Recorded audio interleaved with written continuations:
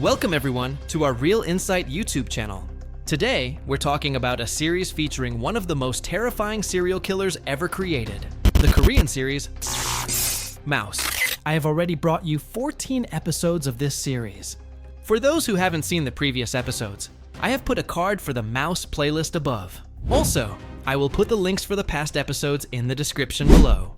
Please be sure to watch those videos first before you come to watch the 15th episode I am about to do. In some parts of this series, I showed you a small child and said it was Sanyo-han's childhood. In truth, that was not Sanyo-han. That was Baram. Baaram is one of the world's most brutal, #1 psychopaths. You can now understand that Baram has shown psychopathic tendencies since he was a small child. When Baram was young, he went and challenged God, asking to be changed. But God was unable to change Baram. Because of that, Baram decided that day to eliminate the innocent people you remember. Baram killed that gym coach. He killed Kang-sun, the employee who worked at the bar. Not only that, he also tried to kill Chikuk. Chikuk is still in the hospital, in a coma. However, you learned in the previous episode that Chikuk has now regained consciousness. Chikuk must remember that it was Baram who tried to kill him. We will get to that part of the episode in just a little while. Let me remind you again of the murders Baram committed. Baram killed the homeless man named Kum. He killed the temporary factory worker, Jang Ho. He killed the university student who ran a YouTube channel, Jomi, inside that vineyard. In addition to that, he has also killed the little child, Han-kook. And it doesn't stop there. The one who killed Kumuchi's innocent older brother father was also Baram. You remember he also killed Bongi's grandmother. No matter how much she loved Baram, it was Baram himself who killed Bongi's grandmother. Now, at this point, we are shown something. You'll remember from the last episode, Kumuchi found a piece of evidence. That evidence was in the evidence management department, where Kumuchi currently works the knife that was used to kill Bongi's mother and father. As well as Bongi's grandmother has Kondoksu's blood on it. Because of this, Kumuchi now believes that the psychopath who killed Kondoksu must be a police officer. He thinks this because to take a knife from the police evidence management department, go out and kill someone, and then place it back here, that person must definitely be someone from the police. This is what Kumuchi is thinking. After this, Kumuchi and his team begin the investigation. Kumuchi first checks all the CCTV footage within the police station. As he's checking, he realizes that a middle section of the CCTV footage has disappeared.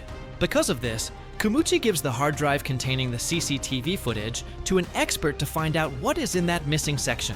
When he views that part, Kumuchi sees that a suspicious person has entered the police station. When he zooms in on that person's image, Kumuchi sees that person has the code OZ on his hand. Who are these people who have the OZ code tattooed on them? To get the answer to that, you will definitely have to watch this series until the very end. At this moment, Kumuchi finds another clue. This person came to the police station in a vehicle.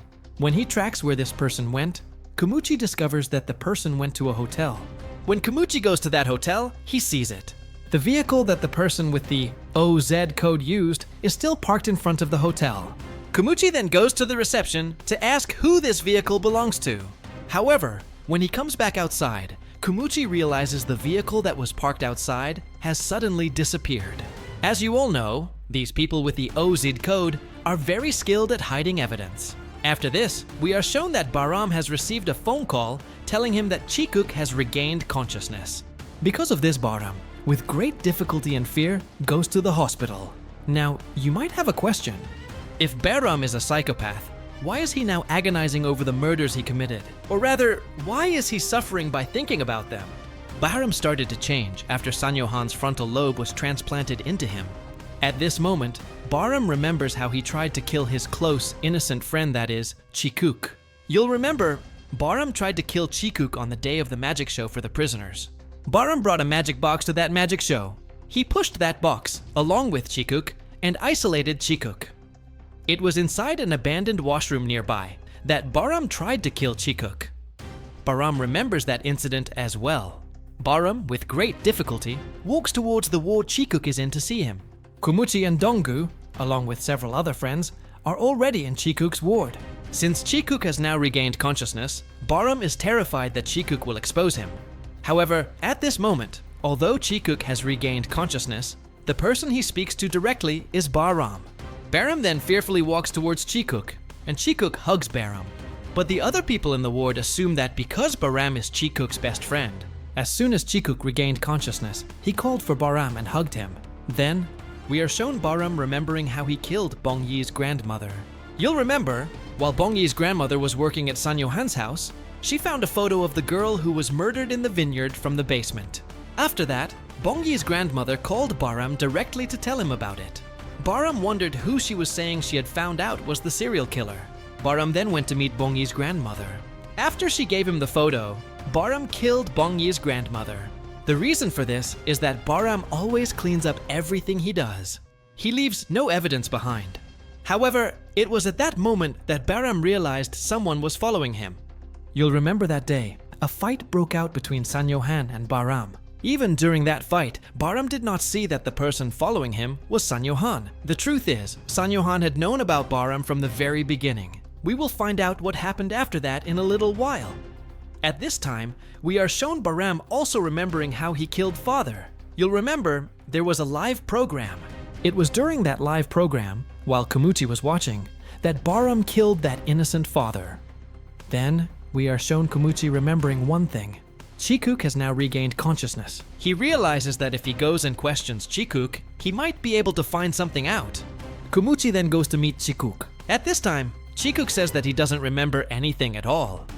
Kumuchi then tells Chikuk, "Don't be afraid. The person who tried to kill you is no longer among the living. The police killed him." As soon as Chikuk hears this, he is stunned. Chikuk then asks Kumuchi, "Who was it that you killed?" As soon as he asks this, Kumuchi starts to feel suspicious. What Chikuk should have asked was about the person who tried to kill him. But at this moment, Chikuk is asking who the police killed. Kumuchi then asks Chikuk, "Don't you remember the face of the person who tried to kill you?" At this time, Chikuk says, "I don't remember the face of the person who tried to kill me. He came from behind and stabbed me." Kumuchi is now beginning to suspect that Chikuk is lying. After this, we are shown Baram remembering one thing. You'll remember that before Baram's brain surgery, he lived in a separate house. It was in the basement of that house, inside a barrel, that Baram found Han-kook's body. Baram is now trying to atone for his sins by giving Han-kook's body to his mother. Baram then goes to that house to the basement. But after going there, Baram sees that the barrel which contained Han-kook's body has also disappeared. Now you can understand, all the evidence of the things Baram is doing is being made to disappear by another group. Who is this group? Let's see what we can find out about them. After this, Baram goes to meet Professor Lee. At this time, Baram goes and asks Professor Lee, "Where did you hide Han-kook's body?" Because Baram now believes that Professor Lee knew from the very beginning that he was a psychopath and that it was Professor Lee who hid all the evidence. But at this time, Professor Lee tells Baram, "I did not know you were a psychopath. If I knew you were such a person, I would never have joined and worked with you." After hearing this, Baram realizes that it's not Professor Lee who is hiding the evidence for all the things he is doing. Baram then leaves. After Baram leaves, Professor Lee makes a call to another person and says, "Baram is starting to remember everything again, so be careful." From that, you can understand that Professor Lee has known from the very beginning that Baram is a psychopath. Then, we are shown Baram seeing Han-kook's mother still distributing flyers and searching for her child. At that moment, Baram tries to go to Han-kook's mother and tell her that he was the one who killed Han-kook and to stop searching for him. However, at that exact moment, a news report plays on a screen above, saying that Han-kook's body has been found. As soon as she hears this, Han-kook's mother faints and falls right there. Because of this, the confession Baram was about to make is completely stopped. Then, we are shown Kumuchi and the police team have gone to the place where Han-kook's body was found. They have found Han-kook's body inside an abandoned factory. Who could have taken Han-kook's body, which was in a barrel in the basement of Baram's old house, and put it inside this abandoned factory? You can guess, it's none other than the team that has been hiding the evidence of everything Baram does. At this moment, Kumuchi became very sad. The reason is, you'll remember, after his brother-father died, Kumuchi was very depressed. He wasted his days drinking. During those days, he was supposed to be searching for Han-kook. But because Kumuchi was in shock, he didn't try to find Han-kook. Kumuchi is now grieving deeply, thinking that Han-kook had to die because of him. After this, we are shown Baram going to his house. At this time, Baaram tries to commit suicide by shooting himself in the head with his own pistol. However, Baaram isn't even able to commit suicide. At this moment, someone comes from behind and strikes Baaram on the head. Baaram then falls unconscious. When Baaram regains consciousness, Professor Lee is there. Professor Lee tells Baaram, "You don't need to try to commit suicide. You only have a few days left anyway." There is a big reason why Professor Lee says this. You'll remember, it was Dr. Han who transplanted his son's Sanyo-han's frontal lobe into Baram. Many years ago, Dr. Han discovered that a brain transplant could be successful. He first performed that surgery on a mouse. Dr. Han then sent that mouse to Professor Lee as a parcel, just so Professor Lee would be aware of it. Professor Lee then kept that mouse under close observation for many days. However, Professor Lee found that after a few days, the mouse became paralyzed and then died. That is why Professor Lee is telling him, Dr. Han's brain transplant wasn't a complete success. Because of that, you too will die in a few days, just like that mouse did. At this time, Professor Lee says one more thing. Many years ago, Choi had called Professor Lee. Choi told Professor Lee that she was doing a program on psychopaths and that she was looking into Dr. Han's son, who is in prison. She had asked Professor Lee what he knew about that son. It was after that that Professor Lee heard about Dr. Han's son. Professor Lee knew that Dr. Han's son, Sanyo-han, had the psychopath gene. After that, Professor Lee went to see what Sanyo-han was really like. You'll remember, when Professor Lee went to see Sanyo-han, Sanyo-han was in the hospital. At that time, a gang leader was admitted to that hospital. A member of that gang threatened Sanyo-han.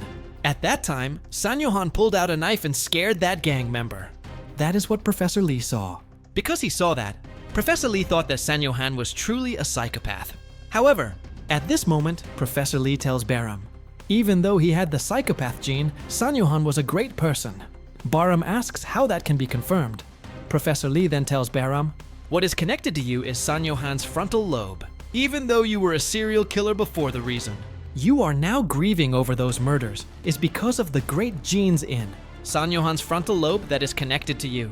Baram was the serial killer from the very beginning. Baram showed a good face to others and secretly committed his murders. But after Sanyo-han's frontal lobe was transplanted into Baram, Baram started to believe that he had been a good person all along. After that brain surgery, Baram forgot that he was a serial killer. What he started to remember was only the incidents where he acted as a good person in front of others. But at that time, we thought Sanyo-han was the serial killer, and that Baram only started to become violent after Sanyo-han's frontal lobe was transplanted.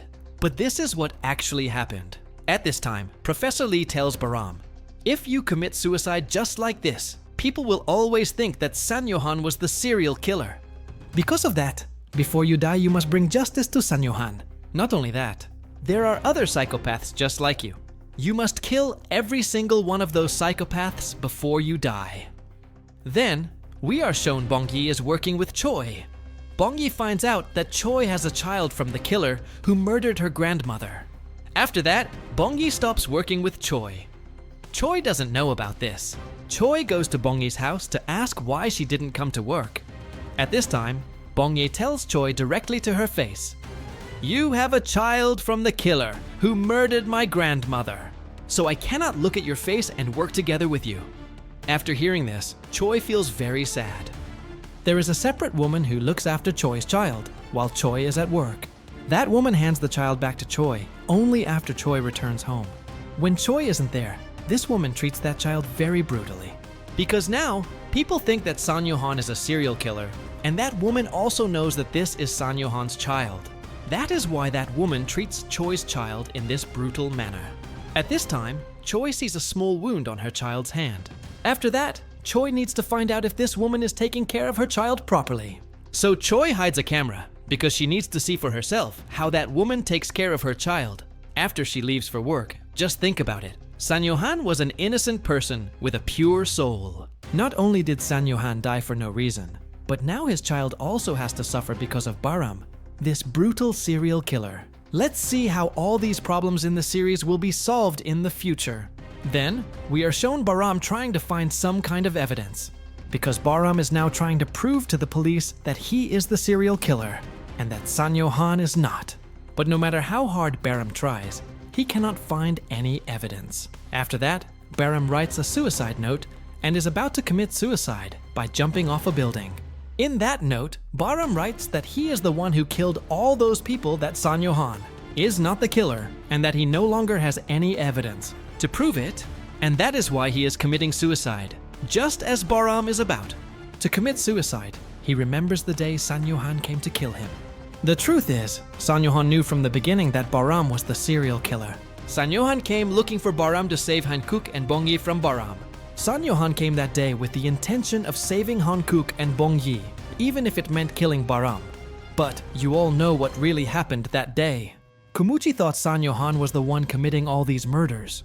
That is why Kumuchi shot and killed Sanyo-han. Baram remembers that, too, just as Baram is about to jump. His phone rings. The call is from Chikuk. Baram ignores the call, but at that moment, Chikuk sends a text message saying, "I need to see you come to the hospital." After seeing that, Baram puts aside his suicide and goes to the hospital. In the meantime, Kumuchi also finds a piece of evidence. That is, Chikuk told Kumuchi that the person who tried to kill him stabbed him from behind.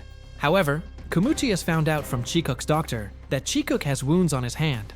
Those wounds were caused by Chikuk trying to stop the knife with his hand. Kumuchi realizes that to stop a knife, Chikuk must have seen the face of the person who tried to kill him.